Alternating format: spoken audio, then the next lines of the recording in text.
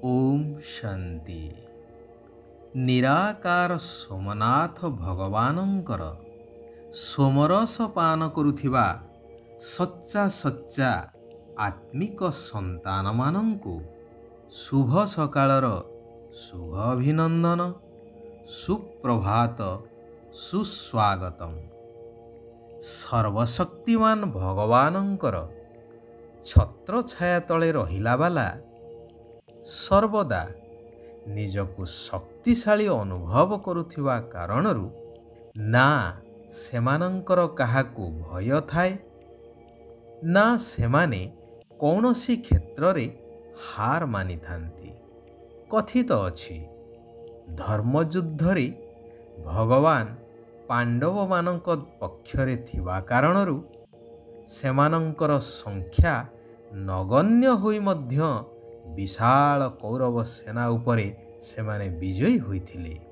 तेबे मुख्य कथा हेउछि निश्चयतार, कारण निश्चयता ही मनरे शक्ति संचार करिथाए। आमे जानुछे आम साथीरे भगवान अछंती, परंतु कौनसी समस्या बा परिस्थिति आसीगले निज सामर्थ्य अनुसारे से परिस्थिति सहित लड़े करी शेषकु ता आगरे हार मानि जाउछु बा सही परिस्थिति बा वातावरणर बशीभूत हो जाउछु, निजकु ता आगरे समर्पित करि देउछु। कारण आमर सही दृढ़ निश्चयता नाही जे स्वयं सर्वशक्तिमान भगवान आमर रक्षाकर्ता अटंती।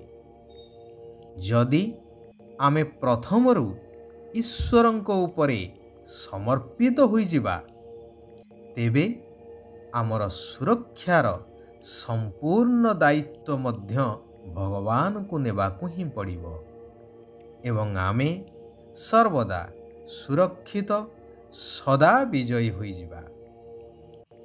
भगवान कहउछंती मधुर आत्मिक संतानगण निश्चय रख, आमर जहा किछि अछि सबु शिव बाबांकर।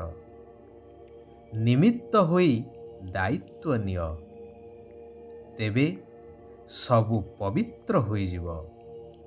तुमर पालना मध्य शिव बाबांकर भंडाररु हेबो।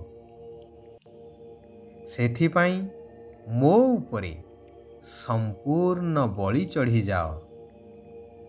भक्ति मार्गरे काशी कलबट खाउथिल ना?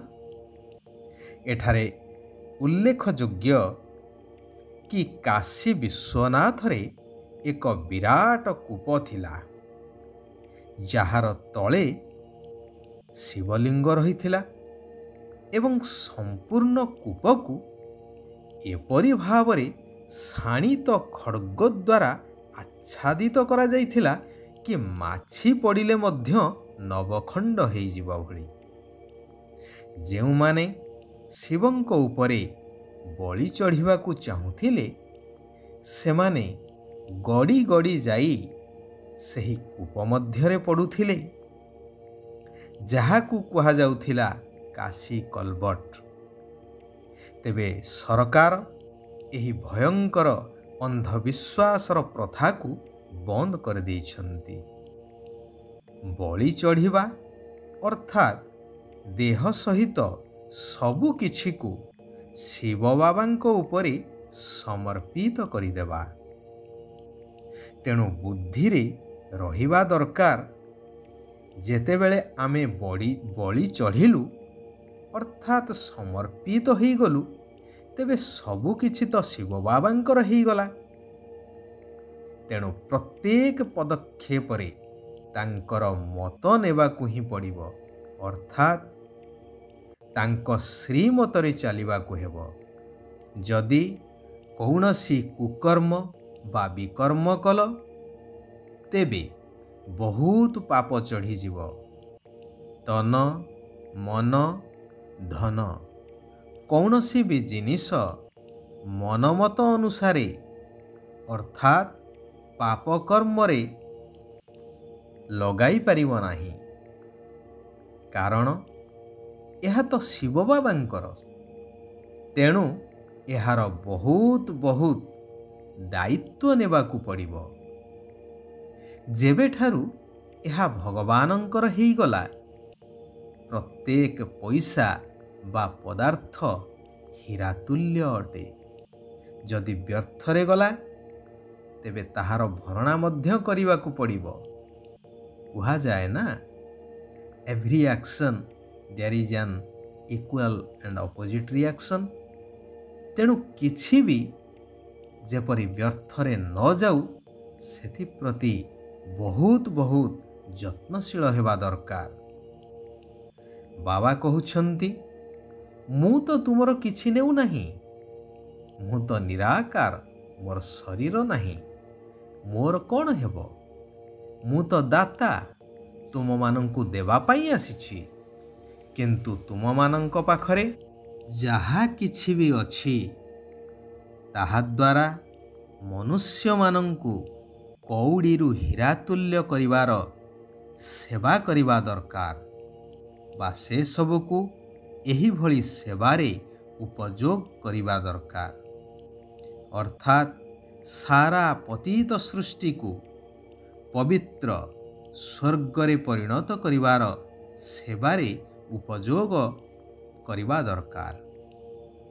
ତେବେ ତୁମେମାନେ ଏହାର ଅନେକ ଗୁଣା ମଧ୍ୟ ପ୍ରାପ୍ତିର ଅଧିକାରୀ ହୋଇ ଭବିଷ୍ୟ ସତ୍ୟଯୁଗୀ ସ୍ୱର୍ଗରାଜ୍ୟରେ ଉଚ୍ଚ ପଦର ଅଧିକାରୀ ହୋଇପାରିବ ଅନେକ ଜନ୍ମ ପର୍ଯ୍ୟନ୍ତ। ବର୍ତ୍ତମାନ ସମସ୍ତ ମାନବ ସମାଜ ଅଜ୍ଞାନ ଅନ୍ଧକାର ମଧ୍ୟରେ ଅଛନ୍ତି।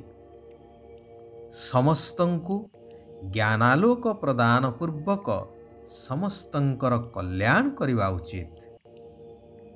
ଏହି ସତ୍ୟ ରୋଜଗାର ଅର୍ଥାତ୍ ସତ୍ୟଯୁଗୀ ନୂତନ ଦୁନିଆ ପାଇଁ ସତ୍ୟ ପିତାଙ୍କଠାରୁ ସତ୍ୟ ଜ୍ଞାନର କାରବାର ନିଜେ କରିବା ସହିତ ଅନ୍ୟମାନଙ୍କୁ ମଧ୍ୟ କରାଇ ହାତ ଭରପୁର କରିଯିବାକୁ ହେବ। ଏହାକୁ ହିଁ କୁହାଯାଏ ସଚ୍ଚା ସୌଦା କରିଲା ବାଲା ସଚ୍ଚା ବ୍ୟାପାରୀ। ହୃଦୟକୁ ଶୁଦ୍ଧ କରିବା ପାଇଁ ବାବାଙ୍କର ସ୍ମୃତିରେ ରହି ଭୋଜନ ପ୍ରସ୍ତୁତ କରିବାକୁ ହେବ। କୁହାଯାଏ ନା, ଯେମିତି ଅନ୍ନ ସେମିତି ମନ।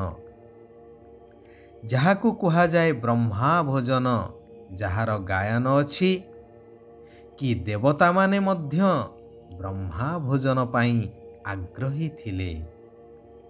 ଯୋଗଯୁକ୍ତ ହୋଇ ଭୋଜନ ଖାଇବାକୁ ହେବ ଏବଂ ଖୁଆଇବାକୁ ମଧ୍ୟ ହେବ।